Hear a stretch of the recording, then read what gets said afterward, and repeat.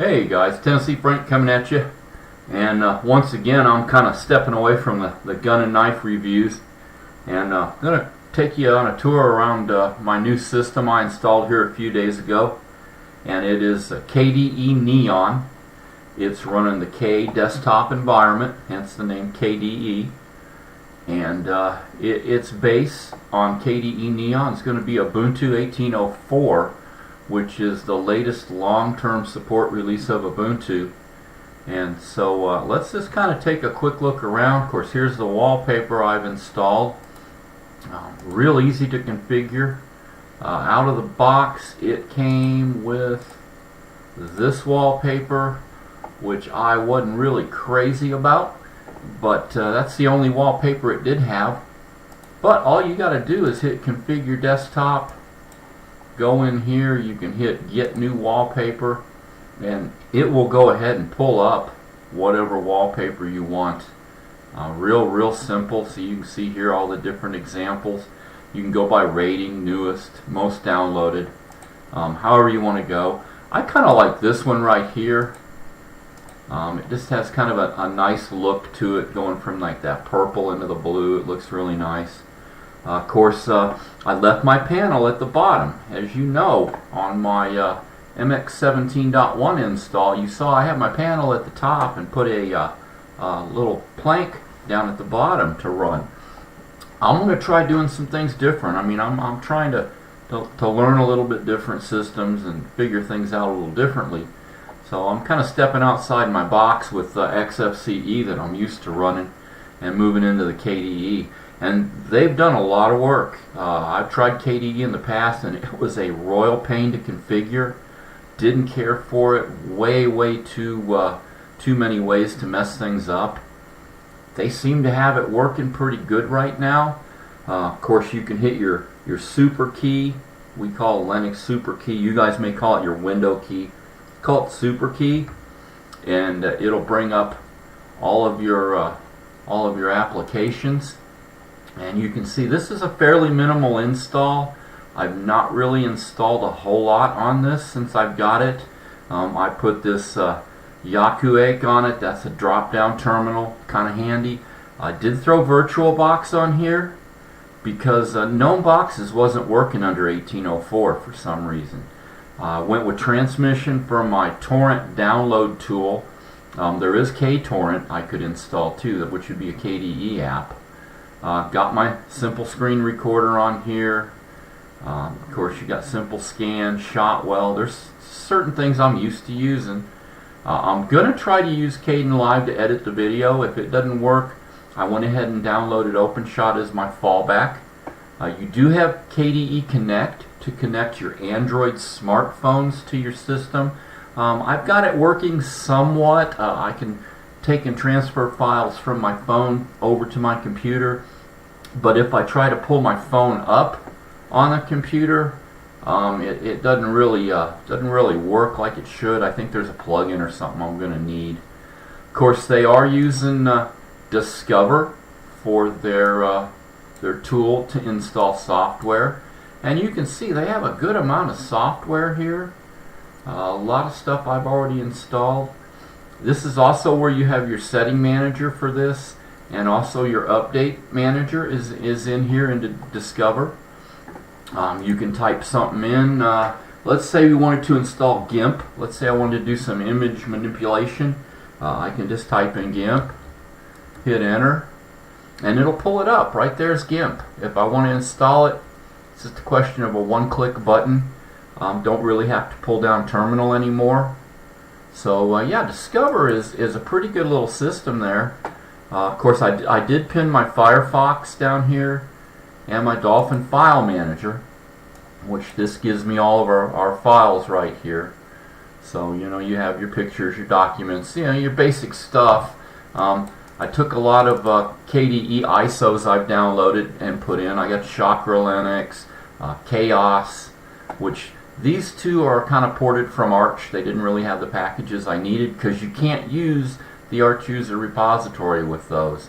Manjaro, it worked with GNOME Boxes, but I had issues with Connect. So I went ahead and dumped that. Of course, here's the Neon, KDE Neon. And then OpenSUSE Leap, I tried it, wasn't really feeling it, just really didn't do it for me. I've never been able to run OpenSUSE or Fedora for that matter, which they both use the RPM package managers. And I guess they're good if you're into that kind of stuff, but I try to stay with something Debian, Ubuntu based, or Arch based if I can. I'm used to those systems. Of course, you can pull up this over here. This will give you all your panel. Got your keyboard. I need to set my printer up still. System's up to date. This is where you'd have your KDE Connect. I've not paired my device yet with this one. Anything that you plug in would be available here. Any notifications you get would be available here. Of course, you got your volume control. They have something new they have. It's called vaults. You can create a vault. So if you want to encrypt something, say you want to make a folder and maybe encrypt some passwords or something, that's real easy to do. Of course, you got your Wi-Fi connection here, and then a clipboard, which here's a clipboard. I'll go ahead and clear that off, and then drop that back down. Of course, you got your calendar. And this is set up with just time. I go ahead and I put the date on it too, just to make it a little bit nicer. But yeah, it's really cool. You can change this layout. I like this layout right here, but it's as simple as right click and then configure. There's your icon, and then if you left click, well, where did it go? Okay, I gotta unlock the widgets, I think. Let's take a look here.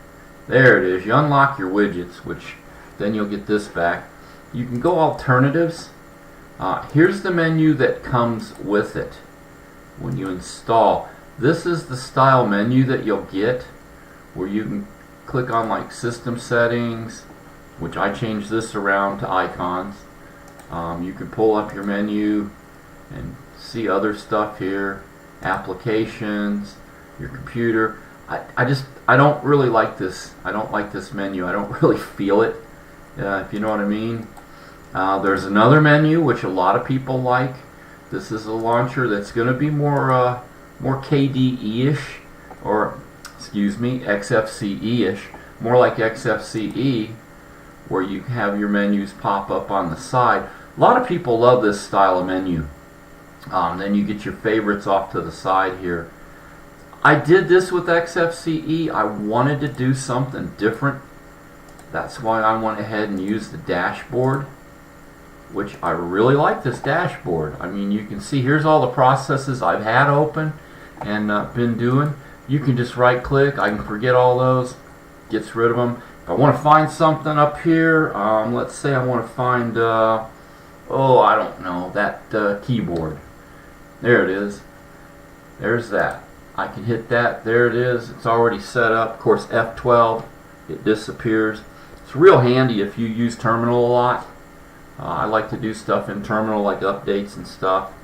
That way I don't have to go in and look for console, which is the default terminal in KDE. There's your terminal in KDE. It's called console. Yeah, Office didn't really have a lot of Office in there right now, as you can see. Just Ocular for viewing PDF documents. I can install LibreOffice at a later date, not a problem. Multimedia, you do get VLC out of the box, which is nice. I've installed Simple Screen Recorder, which is what I'm doing this on, OpenShot and Kdenlive to edit videos. Internet, you're going to get Firefox right out of the gate. Transmission I installed. I like to do torrents whenever I download. They're a little bit quicker. Of course, here's your graphics. I did put Shotwell, Simple Scan, Inkscape in. I think I installed Blender as well. But very, very minimal packages out of the box, which is kind of nice. We can, of course, pull up our program here, and let's just see how much RAM we're using here. And even recording this video, I'm at under 900 megabytes, which is not bad. I booted the system the other day, and checked RAM use, and I think it was 340 or 370 megabytes. KDE has come a long way, very lightweight now. It used to be a lot like GNOME 3, where it would suck up 800 to 1,000 megabytes just to run the desktop. To me, that's a lot. I like something that's going to be in the 3 to 5 range. And like I said, I am recording video, so that's why this is kicking that up a little. But the other day, when I looked at it, it was pretty mild. I mean, it wasn't bad at all. But we can go ahead and just pull off settings again, just to take a look here. And you got a lot of different workplace themes. Breeze Dark and Breeze come with it. Modern's the one I like. It looks pretty good. Here's your desktop themes. I like to run Oxygen. It looks nice. Real simple to install. You just get new theme. Of course, splash screen. I installed that as my splash screen. But you can just as easily go back to the Breeze. You hit apply. It's done. Here's all your systems. Power management, multimedia. Everything's right here. Very easy to find all your system setup settings. Desktop behavior. I got mine set up for double click, which is what I'm used to. You can run single click if you like. There's different desktop effects you can install. These all come with it right out of the box. You can get more.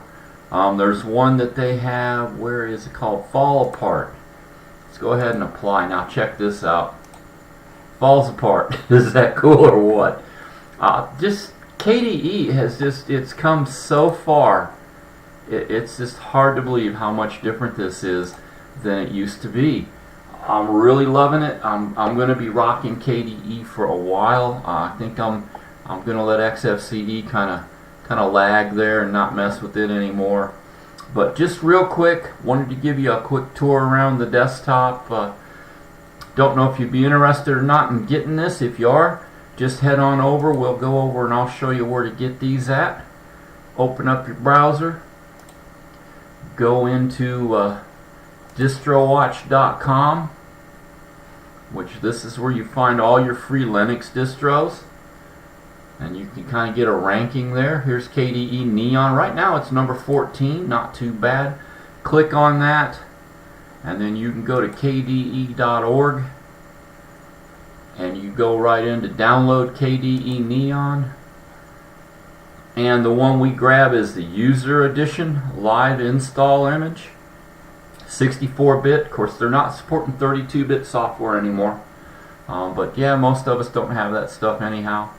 Simple as that. You click that, download it. If you're running Windows, there's a couple different programs that you can go to where you can get a program to install it on a USB. If you're running Linux, it's not too hard to do. You can do DD, or there's a number of tools you can use to make a live USB. Boot to it, do the install, and you come up with a fairly decent looking system here, which I still have that set. Very easy to control height on there. You can move it around. Of course, I'm going to go ahead and right click and lock my widgets back into place. That'll disappear here. You do have another little bar up here to do things with. And it's very, very cool system. If you've not tried KDE in a while, I'm going to have you say, I'm going to tell you, give it a try. I think you'll be surprised how much they've advanced over what it used to be. Much lighter weight than GNOME, still looks really great. What more can I say? KDE Neon, awesome. 2 thumbs up for this distro. Like I always say, either we stand up for our rights or we can sit by and watch them go away. Y'all have an awesome rest of the day. We'll be talking to you later. TN.Frank out of here.